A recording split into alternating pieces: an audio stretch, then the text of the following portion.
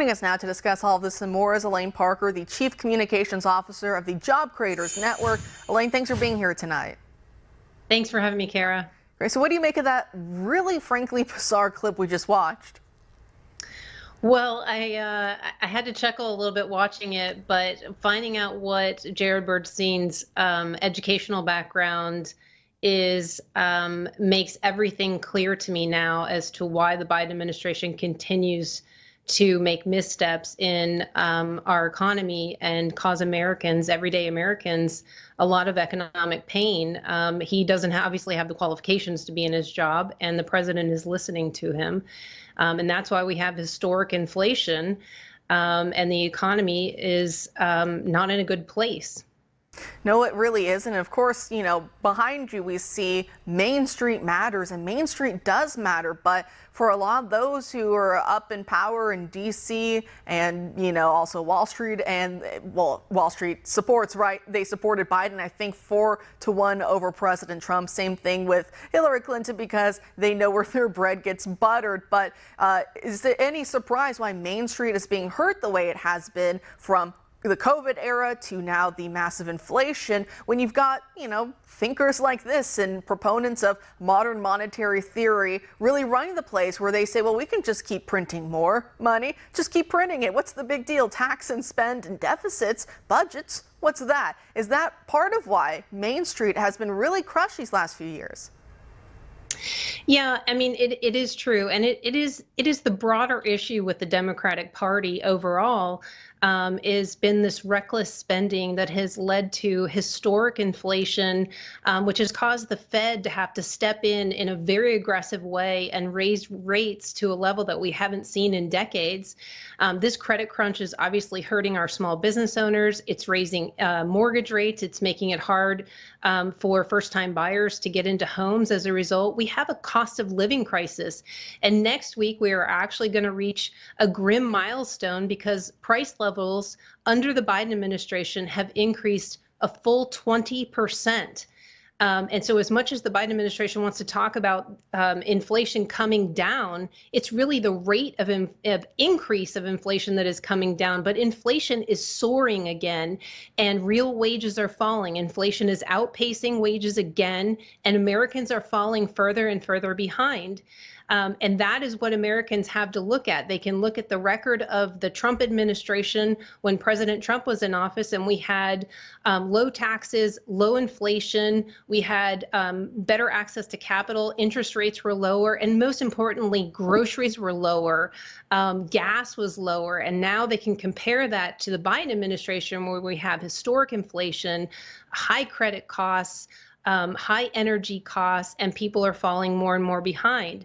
And that's what they can compare. That's what they'll take to the polls with them in November, for sure.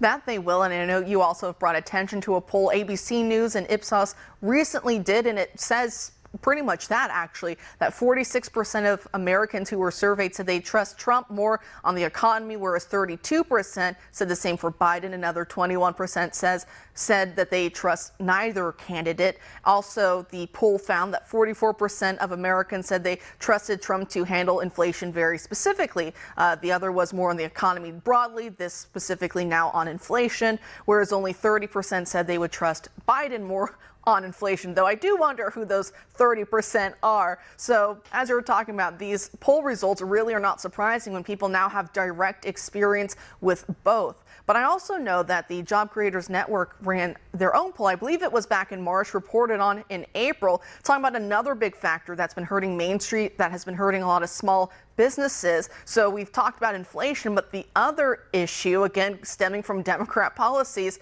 is actually crime. Crime cutting into the profitability of many businesses, making it very hard for them to do business, to make money, and just to, keep the world spinning as we know it. So can you talk to us also about those poll results? Yeah, we do a national poll of small business owners, and what our small business owners told us about crime is about 30% of them are starting to see the cost of crime impact their actual revenues with the excess costs of additional security, as well as the lost inventory on their shelves. And that's because of the soft on crime policies of the Biden administration and some of these DAs across the country that refuse to enforce our laws. It's actually, creeping into our communities. In addition, we're also seeing the immigrant crime spill over across the border and impact our small business owners and into our cities.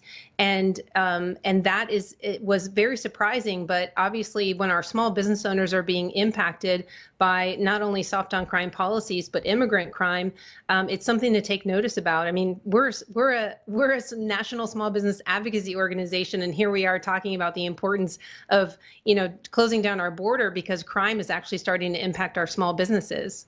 And we have about a minute left on the clock, but I mean, how insane is it, as you're talking about inflationary pressures and also crime pressures on small businesses, that many Democrats in cities like Chicago and New York and elsewhere, that they have made the argument, some have even pressed forward with lawsuits against the businesses. They'll say Kia and Hyundai, that you guys are the reason why it's just too easy for thieves to steal your cars, so the theft is your fault. And then also we've seen a lot of businesses that are shutting down grocery stores and the like, again, because the crime is just too much for them to bear. And then some cities are basically trying to make it impossible for them to do so, saying, no, you need to take months to close, you need to meet this red tape regulation and that red tape regulation, as you're hemorrhaging all this money. But last 30 or so seconds on the clock for you. How strange is it that in this world where small business has been targeted and hurt so much, that also they're being blamed for everything and made to almost make up for the costs? Yeah, I think you can't make this stuff up, right, Kara? I mean, the reality is these are soft on crime policies that are hurting our communities. And major corporations like Target and others have had to actually stated in their earnings statements that crime has been a big factor in affecting their revenues. Target has closed stores across the country. They've closed 9 stores in 4 states. And when you have a large anchor store leave a community or leave a shopping center, they leave behind small companies and small businesses. And that takes away foot traffic, and that impacts our small businesses even more. So they're being affected by big companies leaving, and they're being affected by the crime that stays there. And this is absolutely because of Democratic policies. What an insane time, really, to be alive. Elaine, thank you so much for joining us tonight with your expertise.